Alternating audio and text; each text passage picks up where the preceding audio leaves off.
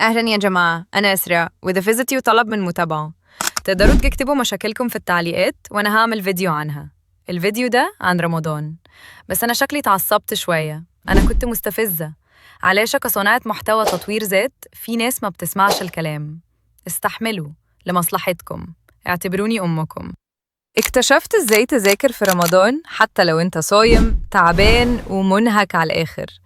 لأن بصراحة محاولة التركيز بعد ما تصحى قبل الفجر وتكمل اليوم كله من غير أكل ولا شرب وبرضه تحاول تكون منتج، الموضوع شكله شبه مستحيل. انت تعبان، دماغك تقيلة، بالكاد قادر تفتح عينيك وحاسس بالذنب عشان مش بتنجز حاجة. أيوة، ده فعلا يخليك تحس إنك أهبل. بس في الفيديو ده هقولك على 6 نصايح عملية تذاكر بيهم بفعالية في رمضان، وأخيراً هتحس إنك ماسك زمام الأمور تاني. يلا بينا نبدأ. 6. رمضان كميزة. لو فاكر إنه الصيام بيخليك أضعف يبقى أنت خسرت من الأول يا أهبل. رمضان مش المشكلة، المشكلة في دماغك البيضة اللي كلها أعذار.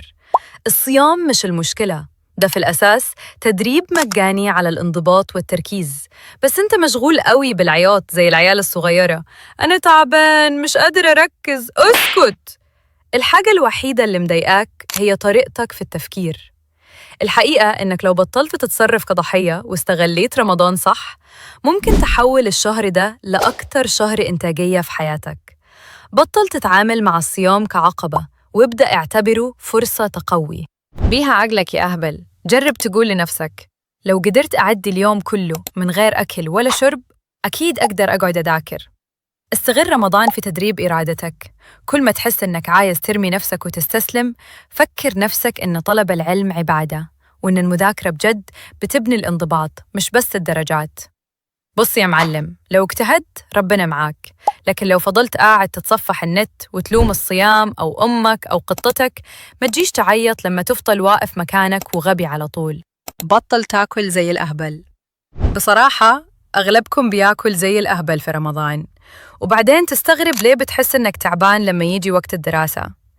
يا إما تتجاهل الأكل زي العبقري اللي فاكر إنه النوم أهم من الأكل، يا إما تاكل فطار بوفيه كامل كأنك داخل على سبات شتوي، وبعدين تقعد محتاس ومنتفخ وحاسس نفسك غبي وتسأل نفسك ليه مش قادر أركز يا عم؟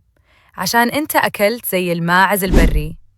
عشان كده ده اللي المفروض تعمله لو فعلاً عايز تحافظ على صحة مخك في رمضان. كل في السحور أكل بجد، مش أكل مليان سكريات. أنت محتاج كربوهيدرات معقدة زي الشوفان أو الرز البني أو البطاطا الحلوة عشان تديلك طاقة ثابتة ومستدامة، مش الطاقة السريعة اللي بتخلي السكر يعلى وينزل فجأة. زود شوية بروتين بجد زي البيض أو صدور الفراخ أو التونة أو حتى العدس، أي حاجة تغذي جسمك فعلاً عشان ما تحسش بجوع شديد وقت الظهر.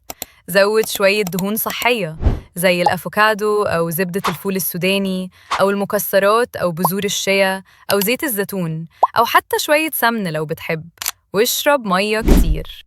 بعدين يجي وقت الفطار، وهنا بتسقطوا السيطرة على نفسكم. مش ده الوقت اللي بتاكلوا فيه أكل كتير؟ ابدأ باللي جسمك محتاجه فعلاً. تمر عشان يرفع السكر في الدم تدريجي، ومية عشان ترطب جسمك، وممكن شوربة خفيفة زي شوربة العدس أو مرقة الخضار عشان تدفي معدتك. أول ما جسمك يتعود على الهضم، خش على الأكل الحقيقي. بروتين مشوي أو في الفرن زي الفراخ أو السمك أو اللحمة، مع كربوهيدرات غنية بالعناصر الغذائية زي البرغل أو الكينوا أو البطاطا الحلوة المشوية. وأيوة، كل خضار بجد زي السبانخ المحمرة والجزر المشوي أو سلطة ملونة. لو لسه جعان بعدين عادي، كل وجبة تانية، بس كل كأنك واحد. عايز إنك تفكر بوضوح بعد كده، إنك تملي نفسك أكل لحد ما تحس إنك منفخ ومش قادر تركز، بيقتل تركيزك وبيخلص ليلتك في غيبوبة أكل يا أهبل. اختار أفضل وقت للمذاكرة. خلينا نوضح حاجة واحدة يا أهبل، لو لسه بتحاول تذاكر الساعة 5 المغرب قبل الفطار على طول، وقت ما عقلك بيكون تايه، يبقى أفضل وقت للمذاكرة في رمضان يا إما في ساعات الدراسة أو لو مش تعبان خالص بعد السحور. اللي معروف كمان بساعات الدراسة الذهبية. أهو الطريقة: ركز كويس في المدرسة واستغل أوقات الفراغ المملة أو حصص المراجعة عشان تخلص شغلك، لأنك كده موجود هناك والمشتتات قليلة جداً، إلا لو بتحسب موبايلك اللي بصراحة أنت مدمن عليه دلوقتي. لو أنت جاد في المذاكرة بجد، اصحى بعد السحور وابدأ ذاكر. أنت لسه واكل وكل الناس نايمين وعقلك شغال فعلاً.